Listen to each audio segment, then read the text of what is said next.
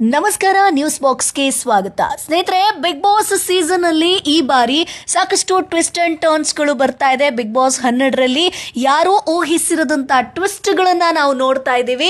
So big boss ಅಲ್ಲಿ ಬೇರೆ ಬೇರೆ ರೀತಿಯಾದಂತಹ ಟಾಸ್ಕ್ ಗಳಾಗಿರ್ಬೋದು, ಅನ್ಎಕ್ಸ್ಪೆಕ್ಟೆಡ್ ಎಂಟ್ರಿ ಎಕ್ಸಿಟ್ ಗಳು ಎಲ್ಲವೂ ಕೂಡ ನಡೀತಾ ಇದೆ. ಸೊ ಬಿಗ್ ಬಾಸ್ ಅಲ್ಲಿ ಈ ಬಾರಿ 3 ತಿಂಗಳಾದ್ಮೇಲೆ ಯಾರು ವಿನ್ನರ್ ಆಗಬಹುದು ಅನ್ನುವಂಥದ್ದನ್ನ ಜನ ಈಗಾಗಲೇ ಕ್ಯಾಲ್ಕುಲೇಷನ್ ಮಾಡ್ತಾ ಇದ್ದಾರೆ. ಆದ್ರೆ ಇದೀಗ ಬಿಗ್ ಬಾಸ್ ಅರ್ಧಕ್ಕೆ ನಿಲುಗಡೆ ಆಗತ್ತಾ, ಅರ್ಧಕ್ಕೆ ಸ್ಟಾಪ್ ಆಗುತ್ತಾ ಅನ್ನುವಂತ ಚರ್ಚೆ ಸೋಷಿಯಲ್ ಮೀಡಿಯಾದಲ್ಲಿ ಸಿಕ್ಕಾಪಟ್ಟೆ ಆಗ್ತಾ ಇದೆ. ಇದಕ್ಕೆ ಕಾರಣ ಕೂಡ ಇದೆ. ಬಿಗ್ ಬಾಸ್ 2 ವಾರ ಆದ್ಮೇಲೆ ಮೊದಲನೇ ಫೈನಲ್ ನಡೆಯುತ್ತೆ ಅನ್ನುವಂತ ವಿಚಾರವನ್ನ ಹೇಳಿದ್ರು. ಆದ್ರೆ ಈ ವಾರವೇ ಎಲ್ಲಾ ಫೈನಲ್ ಅನ್ನ ಮುಗಿಸಿ ಬಿಗ್ ಬಾಸ್ ಎಂಡ್ ಆಗುತ್ತಾ ಅನ್ನುವಂತ ಚರ್ಚೆ ಶುರುವಾಗಿದೆ. ಇದಕ್ಕೆ ಕಾರಣ ಬಿಗ್ ಬಾಸ್ ಮನೆಗೆ ಶಾಕಿಂಗ್ ನೋಟಿಸ್ ಅನ್ನ ನೀಡಲಾಗಿದೆ ಸ್ನೇಹಿತರೆ. ಹಾಗಾದ್ರೆ ಬಿಗ್ ಬಾಸ್ ಶೋ ನಿಲ್ಲುತ್ತಾ? ನೋಟಿಸ್ ಯಾವ ಕಾರಣಕ್ಕೆ ಬಂದಿದೆ, ಯಾರಿಗೆ ಬಂದಿದೆ, ಇವೆಲ್ಲದರ ಬಗ್ಗೆ ಕಂಪ್ಲೀಟ್ ಮಾಹಿತಿಯನ್ನ ಕೊಡ್ತೀವಿ. ಅದಕ್ಕಿಂತ ಮುಂಚೆ ನಮ್ಮ ಚಾನೆಲ್ ಅನ್ನ ತಪ್ಪದೇ ಸಬ್ಸ್ಕ್ರೈಬ್ ಮಾಡಿ ಸ್ನೇಹಿತರೆ. ಬಿಗ್ ಬಾಸ್ ಮನೆಯಲ್ಲಿ ಅರ್ಹರು, ಅನರ್ಹರು, ಜಂಟಿ, ಒಂಟಿ, ಹೀಗೆ ಬೇರೆ ಬೇರೆ ರೀತಿಯಾದಂತಹ ಟಾಸ್ಕ್ಗಳನ್ನ ನಾವು ನೋಡ್ತಾ ಇದ್ದೀವಿ. ಕಿರುಚಾಟ ಆಗಿರ್ಬೋದು, ಜಗಳ ಆಗಿರ್ಬೋದು, ಪರ್ಸನಲ್ ಟಾರ್ಗೆಟ್ಗಳಾಗಿರ್ಬೋದು, ಇವೆಲ್ಲವನ್ನ ನೋಡ್ತಾ ಇದ್ದೀವಿ. ಅದರ ಜೊತೆಗೆ ಬಿಗ್ ಬಾಸ್ ಮನೆಯಲ್ಲಿ ಕೊಡುವಂತಹ ಟಾಸ್ಕ್ಗಳು, ನಾಮಿನೇಷನ್, ಎಲಿಮಿನೇಷನ್, ಜೊತೆಗೆ ಈ ಬಾರಿಯ ಬಿಗ್ ಬಾಸ್ ಸೀಸನ್ 12ರ ವಿನ್ನರ್ ಯಾರು ಆಗಬಹುದು ಅನ್ನುವಂತ ಕ್ಯಾಲ್ಕುಲೇಷನ್ ಅನ್ನ ಈಗಾಗಲೇ ಜನ ಮಾಡ್ತಾ ಇದ್ದಾರೆ. ವೀಕ್ಷಕರು ಇಷ್ಟಪಟ್ಟು ಈ ಶೋ ಅನ್ನ ನೋಡ್ತಾ ಇದ್ದಾರೆ. ಯಾಕಂತಂದ್ರೆ ಬಿಗ್ ಬಾಸ್ ಯಾವಾಗಪ್ಪ ಬರುತ್ತೆ ಅಂತ ಸಾಕಷ್ಟು ಜನ ಕಾಯ್ತಾ ಇದ್ರು. ಆದ್ರೆ ಇದೀಗ ಬಿಗ್ ಬಾಸ್ ಶುರುವಾಗಿದೆ. ಕೆಲವೊಂದಷ್ಟು ಜನರಿಗೆ ಇರಿಟೇಷನ್ ಕೂಡ ಆಗ್ತಾ ಇದೆ. ಸೊ ಏನಿದು ಜಗಳ, ಪರ್ಸನಲ್ ಟಾರ್ಗೆಟ್.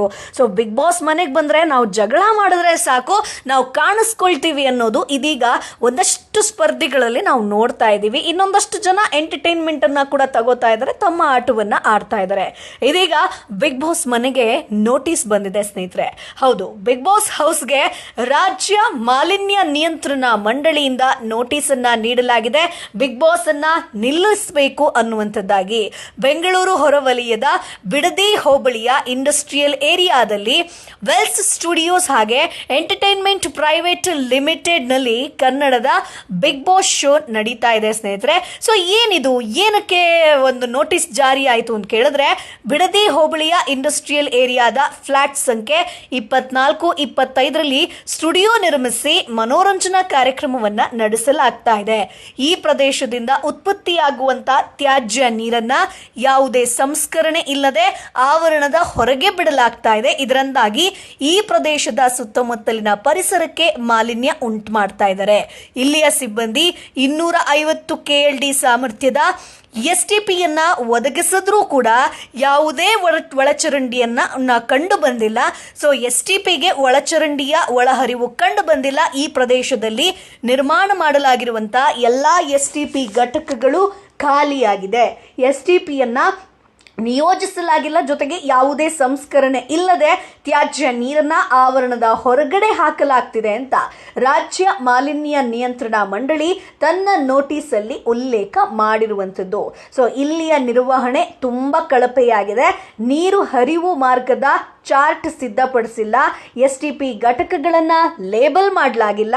STP ಪ್ರದೇಶದ ಬಳಿ ಉತ್ಪತ್ತಿಯಾಗುವಂತ ಘನತ್ಯಾಜ್ಯಗಳಾದಂತಹ ಬಿಸಾಡಬಹುದಾದಂತಹ ಕಾಗದ ತಟ್ಟೆಗಳು, ಕಪ್ಗಳು, ಪ್ಲಾಸ್ಟಿಕ್ ತ್ಯಾಜ್ಯವನ್ನ ಯಾವುದೇ ಅವೈಜ್ಞಾನಿಕ ರೀತಿಯಲ್ಲಿ ವಿಂಗಡಿಸದೆ ವಿಲೇವಾರಿ ಮಾಡಲಾಗ್ತಿರುವಂತಹ ಆರೋಪದ ಬಗ್ಗೆ ಬಿಗ್ ಬಾಸ್ ಹೌಸ್ ವಿರುದ್ಧ ಇದೀಗ ಆರೋಪ ಕೇಳಿ ಬಂದಿದೆ ಸ್ನೇಹಿತರೆ. ಸೊ ಇದರ ಬಗ್ಗೆ ಧ್ವನಿಯನ್ನ ಎತ್ತಿದ್ದಾರೆ. ಸೊ ಈ ಮೇಲಿನ ಎಲ್ಲಾ ನಿಯಮಗಳ ಉಲ್ಲಂಘನೆ ಹಿನ್ನೆಲೆ ಮುಂದಿನ ಆದೇಶದವರೆಗೆ ಇಲ್ಲಿಯ ಕಾರ್ಯಕ್ರಮ ಸ್ಥಗಿತಗೊಳಿಸಿ ಸ್ಥಳವನ್ನ ವಶಕ್ಕೆ ಪಡೆದುಕೊಳ್ಳುವಂತೆ ರಾಮನಗರ ಜಿಲ್ಲೆಯ ಉಪ ಆಯುಕ್ತರಿಗೆ ಸೂಚನೆಯನ್ನ ನೀಡಲಾಗಿದೆಯಂತೆ.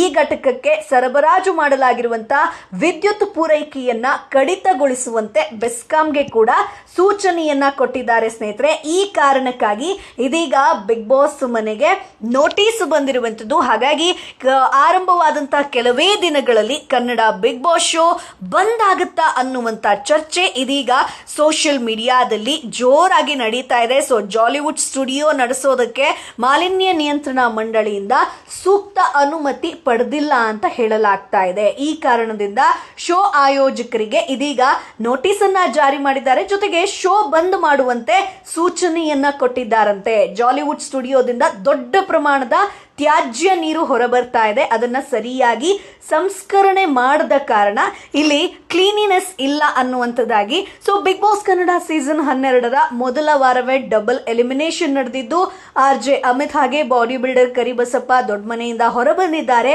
ಈ ವಾರ ಒಟ್ಟು 8 ಮಂದಿ ನಾಮಿನೇಟ್ ಆಗಿದ್ರು. ಧನುಷ್, ಮಲ್ಲಮ್ಮ, RJ ಅಮಿತ್, ಆಮೇಲೆ ಕರಿಬಸಪ್ಪ, ಕಾವ್ಯ ಶೈವ, ಗಿಲ್ಲಿ ನಟ, ಅಶ್ವಿನಿ, ಅಭಿಷೇಕ್ ನಾಮಿನೇಟ್ ಆಗಿದ್ರು. ಈ ಪೈಕಿ ಈಗ ಎಲ್ಲರೂ ಕೂಡ ಸೇಫ್ ಆಗಿದ್ದಾರೆ. ಅದರ ಜೊತೆಗೆ ರಕ್ಷಿತಾ ಅವರ ರೀ ಎಂಟ್ರಿ ಕೂಡ ಆಗಿದೆ. ಸೊ ಈಗ ಸೋಷಿಯಲ್ ಮೀಡಿಯಾದಲ್ಲಿ ಚರ್ಚೆ ಆಗ್ತಿರುವಂಥದ್ದು, ಸೊ ಈ ಒಂದು ಬಿಗ್ ಬಾಸ್ ಶೋ ಅನ್ನ ಅರ್ಧಕ್ಕೆ ನಿಲ್ಲಿಸ್ತಾರ ಅನ್ನುವಂಥದ್ದು. ಆದರೆ ಈ ನೋಟಿಸ್ ಏನು ಜಾರಿಯಾಗಿದೆಯೋ ಅದಕ್ಕೆ ಪ್ರತ್ಯುತ್ತರವನ್ನ ಕೊಟ್ಟು ಅದು ಏನು ಸೆಟಲ್ಮೆಂಟ್ ಇರುತ್ತೋ ಅಥವಾ ಏನು ಕೋರ್ಟ್ ತೀರ್ಪು ಇರುತ್ತೋ ಅಥವಾ ಏನು ಅಲ್ಲಿ ಆದೇಶ ಇರುತ್ತೋ ಅದೆಲ್ಲವನ್ನ ಸರಿಪಡಿಸ್ಕೊಂಡು ಶೋ ಮುಂದುವರಿಸ್ಕೊಂಡು ಹೋಗಬಹುದು. ಯಾಕಂತಂದ್ರೆ ಈ ಹಿಂದಿನ ಸೀಸನ್ಲೂ ಕೂಡ ಒಂದು ನೋಟಿಸ್ ಬಂದಿತ್ತು, ಅದನ್ನ ಅಲ್ಲೇ ಕ್ಲಿಯರ್ ಮಾಡಿದ್ರು. So big boss show end ಆಗಲ್ಲ, ಆದ್ರೆ ಅದಕ್ಕೆ ತಕ್ಕಂತ ಏನ್ ಆದೇಶ ಇದೆಯೋ ಅದನ್ನ ಪಾಲಿಸಬೇಕಾದಂತಹ ಕರ್ತವ್ಯ ಬಿಗ್ ಬಾಸ್ ಟೀಮ್ಗೆ ಬರುತ್ತೆ. ಅಂದ್ರೆ ಕ್ಲೀನ್ನೆಸ್ ಅನ್ನ ಮೇಂಟೈನ್ ಮಾಡಬೇಕಾಗತ್ತೆ, ಅನುಮತಿಯನ್ನ ಪಡ್ಕೊಳ್ತಾರೆ. ಸೊ ಬಿಗ್ ಬಾಸ್ ಸೀಸನ್ ಅಂತೂ ಸ್ಟಾಪ್ ಆಗಲ್ಲ ಸ್ನೇಹಿತರೆ. ಸೊ ಒಂದು ವೇಳೆ ಬಿಗ್ ಬಾಸ್ ಸೀಸನ್ ಸ್ಟಾಪ್ ಆಯ್ತು ಅಂತಂದ್ರೆ ನಿಮ್ಮ ಅಭಿಪ್ರಾಯ ಏನು ಅದನ್ನ ಕಮೆಂಟ್ ಬಾಕ್ಸ್ ಮೂಲಕ ತಿಳಿಸಿ. ನಮ್ಮ ಚಾನಲ್ ಅನ್ನ ತಪ್ಪದೇ ಸಬ್ಸ್ಕ್ರೈಬ್ ಮಾಡಿ.